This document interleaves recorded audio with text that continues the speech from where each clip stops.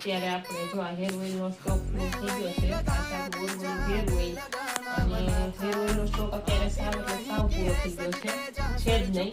તો અત્યારે વેગા છે રાતના 10, અત્યારે 10 વાગી ગયા છે. તો આપણે હેર ઓઇલ અત્યારે પલાળવું જ પડશે, કેમ કે હેર ઓઇલના આપણે પ્રોડક્ટ પણ એટલા છે કે જે એડવાન્સમાં બુકિંગ થઈ ગયા છે.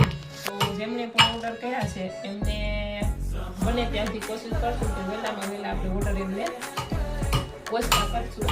તો અત્યારે આપણે જો હેર ઓઇલ છે નહીં સાવ, કેમ કે એના રિવ્યૂ પણ આપણે સારા આવે છે અને એનું રિઝલ્ટ પણ સારામાં સારું છે. કે જે મારા ગ્રાહક હોય છે, આપણા ગ્રાહક મિત્રો આપણે રિવ્યૂ આપતા હોય છે કે બેસ્ટમાં બેસ્ટ હેર ઓઇલ છે.